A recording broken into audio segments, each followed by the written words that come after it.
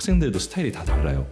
질문을 안 하는 스타일도 있고 질문을 많이 하는 친구들도 있고, 저도 선생님이 되다 보니까 더 열심히 배우려고 하는 친구, 그 질문을 하는 친구들에게 더 뭔가를 더 알려주고 싶고 그런 마음이 없잖아 들게 되더라고요. 배움의 창고라고 제가 방금 표현을 했는데, 내 태도에 따라서 진짜 이 배움의 창고가 삶 살면서 정말 많은 경우들이 있다는 걸 느끼더라고요.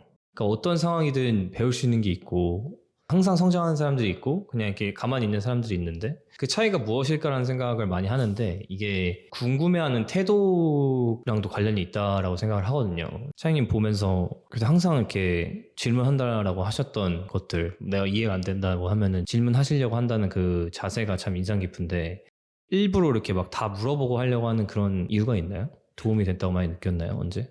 처음에는 잘 질문을 못하는 스타일이었어요.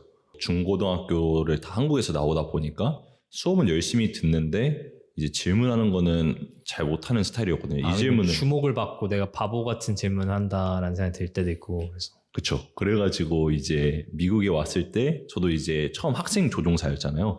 이제 자격증 준비할 때 그때는 교관들한테 사실 많이 질문을 못했던 것 같아요. 초반에는 제가 더 혼자서 알아보려고 제가 갖고 있던 질문들을 그냥 인터넷에 검색하면서 제가 스스로 학습하려고 했던, 근데 그러면 시간이 너무 오래 걸리고 이게 답이 맞는지 그게 정확하게 모르게 되더라고요. 그 상황에 또 적용하는 건 또 다른 문제일 때도 있고. 그렇죠. 네, 정보 아는 거랑 딱 그 상황에 맞게 적용하는 거랑은 다른 부분이니까, 그때 만약에 질문을 했으면 어떻게 보면 딱 이 연결이 될 수 있었던 건데. 그렇죠. 그때 바로 물어봤어야 됐는데, 근데 그게 제가 생각이 한번 전환점이 바뀐 게, 저희는 이제 관제사랑도 소통을 하게 되고 관제사 소통을 못 알아듣는 경우도 처음에는 많거든요. 학생 조종사 시절에는 너무 전문 용어고. 아, 전문 용어요? 어렵나요? 뭐 처음에는 어려워요. 뭐 어떻게 예시 하나 혹시 뭐. 예시 같은 경우는 그냥 turn left heading 050 maintain 5000 그걸 딱 지금 리드백 하셔야 돼요. 딱 듣자마자 뭐라고? turn left heading 050 maintain 3000 이렇게 뜸을 들이는 순간 관제사는 이제 시카고에 짜증내고 뉴욕에 짜증내고. 그렇죠. 이제 그런 데들은 그렇죠. 3000은 뭐 altitude 고도 turn left 해야 되고 뭐 어디 그쵸.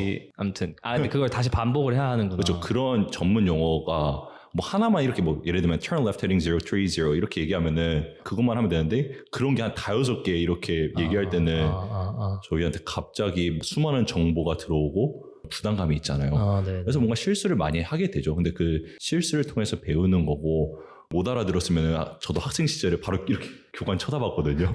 대신 대답해 주세요 이러면서. 근데 저희한테 가장 큰 필살기가 say again이에요. 다시 한번 말해주세요.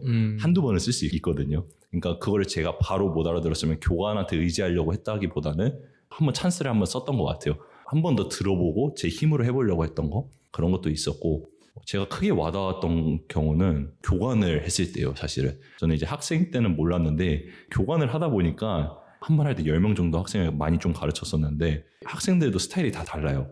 질문을 안 하는 스타일도 있고 질문을 많이 하는 친구들도 있고, 공부를 해오는 친구, 안 해오는 친구들이 있는데, 저도 선생님이 되다 보니까 더 열심히 배우려고 하는 친구, 또 질문을 하는 친구들에게 더 뭔가를 더 알려주고 싶고 그런 마음이 없잖아 들게 되더라고요. 애정이 가는. 그렇죠. 애정도 가고 더 열심히 하려는 친구들한테 더 하나라도 더 알려주고 싶고, 더 저의 경험 같은 걸 알려주고 싶고, 그런 거를 이제 교관 과정, 저 같은 경우 1000시간을 채웠는데 1000시간을 채우면서 많이 느꼈고. 그거 채워야 돼요? 그걸? 비행시간, 저희는 이제 자격증을 따고 나면은 한 250시간에서 300시간 돼요. 근데 항공사에 지원할 수 있는 시간이, 아까 전에 저희가 3가지 루트가 있다고 했었잖아요. 이제 4년제 항공대학을 나올 경우에는 1000시간으로 줄여줘요. 미국 국가교통부 FAA에서 인정된 학교라면은 그거를 너 좀 공부 좀 했구나 하면서 4년제 학위도 있으니까 그걸 1000시간으로 줄여주는데, 학원 같은 경우 나오실 경우에는 1500시간을 채우셔야 돼요.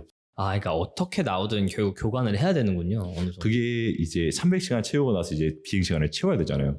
여러 가지 방법이 있어요. 뭐 예를 들면 스카이다이버들 점프하는 거, 그런 것도 다 어쨌든 조종사가 필요하고, 뭐 미국 시골이 워낙 많고 그런 농약 뿌리는 그런 분들 있잖아요. 비행기로. 그런 것도 있고, 예를 들면 해변가 가면은 이런 거 배너 토잉 해가지고 뭐 Will you marry me 해가지고 그런 것도 있잖아요. 그런 최악의 프로포즈.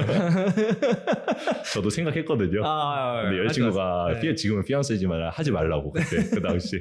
저 안 그래도 친구 중에 한 명이 이제 대학교 다닐 때 농구한다고 그러서 집이, 그래서 농구 되게 신선하다 이렇게 생각했었는데, 제가 생각하는 그 농장의 규모랑 다르더라고요. 그래서 집에 비행기가 막 4-5대가 있다고. 그래서 그래? 그래서 이제 비행기 봤는데 제가 생각했던 비행기랑 달랐죠. 제가 생각했던 건 막 대한항공 큰 비행기였는데 말씀하신 것처럼 농약 뿌리고 물 뿌리는 그런 비행기가 있다 그래가지고 엄청 신기했었는데 맞아요. 그런 비행으로 또 채울 수 있고 개인 비행기도 채울 수 그렇죠. 있거든요. 그런 데는 근데 솔직히 얘기하면 조금 네트워크가 좀 돼야 돼요.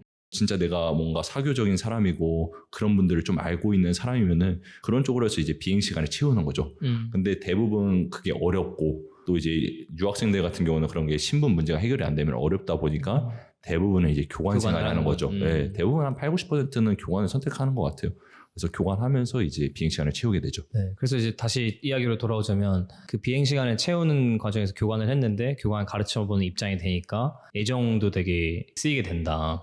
이게 되게 재밌는 게 그냥 질문하는 걸 항상 내 입장에서 배우는 사람 입장에서 그렇게만 생각을 했었는데 내가 질문을 하는 게 내가 배울 수 있는 길들을 더 늘릴 수 있는 방법이다라고만 생각했는데 이제 가르치는 입장이 되어 보니까 느낀 게 꼭 그것만 있는 게 아니라 가르치는 사람 입장에서도 어떻게 보면 좀 당연한 질문들일 수 있겠지만 그렇게 꾸준히 호기심을 갖고 열정을 보이는 학생들에게 더 마음이 가기 때문에 그 주는 사람 입장에서도 더 많이 집중을 하게 되고 그래서 받는 사람 입장에서 더 많은 게 떨어질 수 있는 그런 게 있겠다라는 거를 가르치면서도 느꼈던 거군요.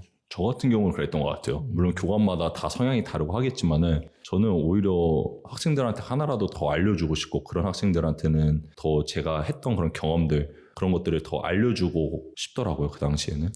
그래서 그 이후로 뭔가 질문을 더 많이 해야 한다라는 그 접근 방법이 생기고 그래서 이제 커리어 할 때도 계속 하나씩 물어보는 그런 자세를 갖게 되신 건가요? 그렇죠. 이제 교관 때는 학생들보다는 이제 좀 경험이 많았던 사람이었던 거잖아요. 그러다가 이제 다시 경험이 적어지는 이제 부기장 역할로 왔는데 그런 경험을 바탕으로 훨씬 많은 비행을 하셨고 다양한 경험들을 하셨으니까 더 질문을 해야 되겠구나.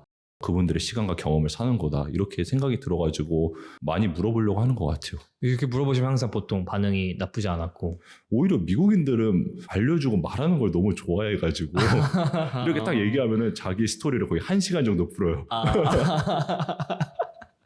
그것도 사람 봐가면서 해야겠네요. 그렇죠. 또 근데 또 질문 또 안 좋아하시는 분들도 계세요. 비행 때 조용히 있고 싶어 하시고 그런 분들은 이제 봐가면서 이번 비행은 패스하고 다음 비행 때 물어봐야 되겠다. 이것도 알잘딱할센 딱 너무 좋네요. 질문하는 태도 가르치는 사람 입장에서 들었던 게 참 신선했던 것 같아요. 그래서 그렇게 다양한 경험하는 것도 참 중요하겠다. 어떤 일을 할 때 공부를 할 때 가르쳐 보기도 하고 그런 얘기 하잖아요. 진정한 깨달음은 가르칠 때 온다. 그래서 공부할 때도 친구들 물어보면은 가르쳐 주라고 가르쳐 주면서 내가 말로 하면서 생각이 정리되고 이런 경우들도 많다고 하니까 그려보는 것도 참 좋겠네요. 맞아요. 확실히 교관 생활을 하면서 많이 저도 늘었던 것 같고 공부도 그렇고 그다음 특히 저는 커뮤니케이션 이 관제사랑 소통하는 거 왜냐면은 저는 이제 교관이잖아요. 학생들이 못 알아들으면 저는 무조건 알아들어야 되는 상황이잖아요. 내가 마지막 보루니까 진짜 신경을 써야 되는 거구나.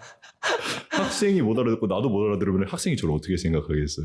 그래서 저도 엄청 그때 많이 늘었던 것 같아요. 사실은. 오히려 더 치열하게 책임감 있게 해야 하니까. 그렇네요.